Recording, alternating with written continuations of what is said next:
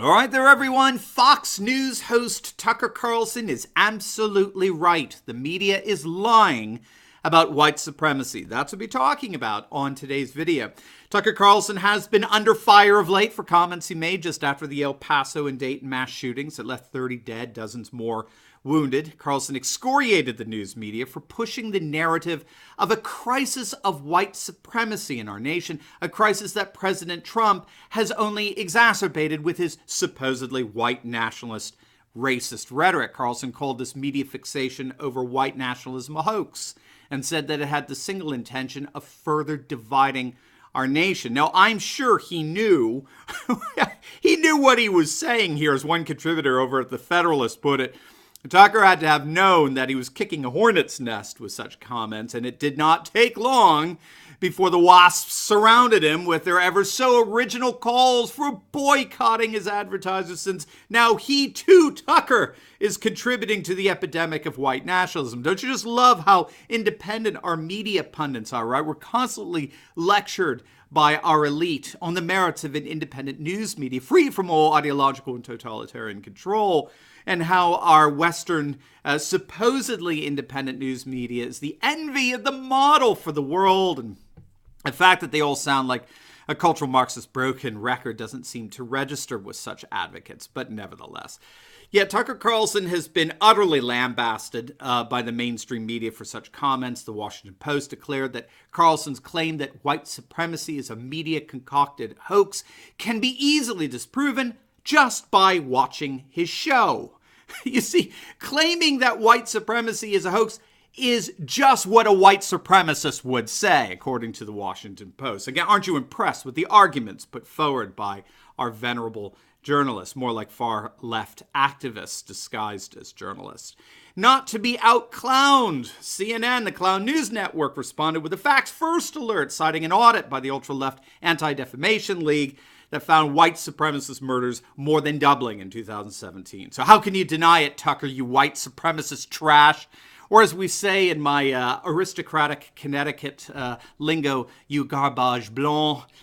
But in the midst of all of this hysteria, again, completely and totally manufactured and fabricated by the corporatist globalist news media, a media that does not report news as much as it fabricates it, in the midst of all of the hoots and hollers, let us all shower in the purifying waters of sound reason, shall we?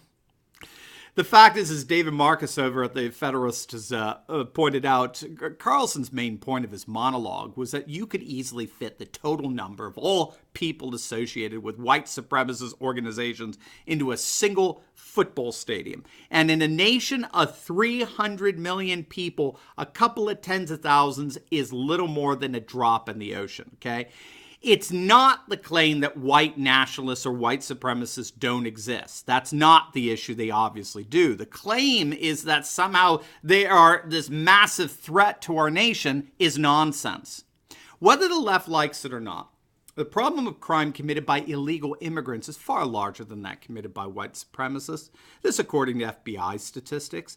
FBI statistics evidence around 100 so-called white supremacists arrested for crimes or in the past year, compared to over 100,000 illegal immigrants arrested for crimes in 2017. It's not even a comparison. Moreover, we have to remember that racism is actually at an all-time low today. The British scholars Matthew Goodwin and Roger Eatwell have documented blatant racism is on the decline in most Western nations. When asked questions like, would you feel comfortable if one of your relatives married somebody from a different ethnic group? Or would you work for someone who's ethnic? Or would you be comfortable living next to a family of a different ethnicity, different race? Or these are all what are called classic markers of traditional racism. And yet across much of the West, the number of the people who would actually feel uncomfortable with that has plummeted. Back in 1958, more than 90% of Americans disapproved of interracial marriage. Today, it's been inverted. It's the exact opposite. 90% approve. In Britain, more than half of the population oppose intergroup relations as recently as the 1980s, but today fewer than 1 in 4 do. Study after study shows that racism and racist attitudes have been plummeting over the last several decades throughout the West. And so this recurrent meme that's so often cited by the left, that racism is getting worse and worse and worse, is really nothing short of an absolute lie. So where's this lie coming from? Well, I think it's coming from the demonstrably erroneous notion that nationalism and nationalist sentiments that have been surging of late throughout the West are synonymous with racism, right? In a kind of reverse racism, there's this notion among left-wing activists disguised as journalists that all nationalists are actually white supremacists at heart. But they're not, and we have the data on that. We have the data, and there is no excuse for the so-called mainstream media to continue to concoct and perpetuate and push this lie. Data compiled by Eric Kaufman from the 2016 election found that those who voted for Donald Trump were no more likely to exhibit racist tendencies than those who voted for Hillary Clinton. Loving one's culture is not the same as hating someone else. The data that we have actually shows a net positive in all that. Those who love their culture, this is again coming from Eric Kaufman's work in his book White Shift, those who love their culture are actually more likely to appreciate and love other cultures. It's not about hatred of the other. It's about the love and the protection of one's own. In that sense, what's really driving the Trump voter or the Salvini voter, right, or the Brexit voter, the Orban voter, the Le Pen voter is more akin to wanting to preserve historic buildings or ways of life. It has nothing to do with hating anyone. It has everything to do with loving one's own. I've heard it put this way. We've talked about it on other videos. I lock my doors at night, not because I hate the people on the outside. I lock my doors at night because I love the people on the inside. That's the sentiment that the data, the objective data, is saying about Trump supporters and supporters of nationalism, populism, and traditionalism in general throughout Europe and Eurasia and Latin America and the like. But our corporatist globalist news media, these left-wing activists disguised as pundits and journalists, they have no intention whatsoever as a whole of wanting to understand these sentiments and these dispositions. They have one and only one mission in all of this, and that's to destroy any semblance of resistance against a left-wing progressive globalized world order.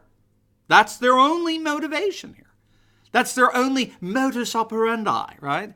They want to destroy the nationalist populist resistance, the true resistance, the backlash against the anti-cultural processes of globalization and its secular aristocracy, as we say.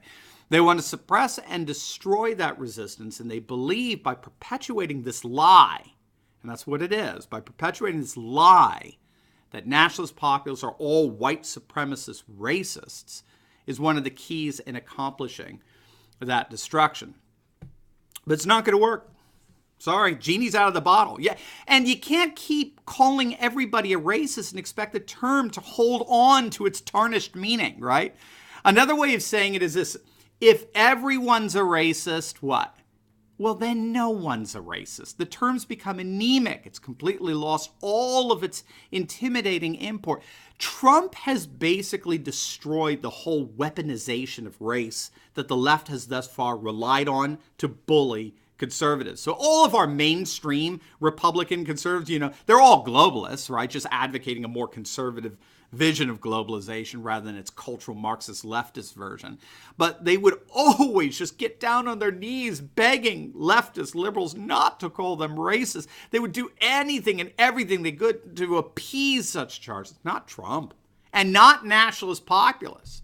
We know going into this that we're going to be bombarded with racist epithets and accusations. But like Steve Bannon, when he spoke to the National Rally in France, speaking at their national convention, he looked at him and said, "You have to wear such slander as a badge of honor. It means they're afraid of us.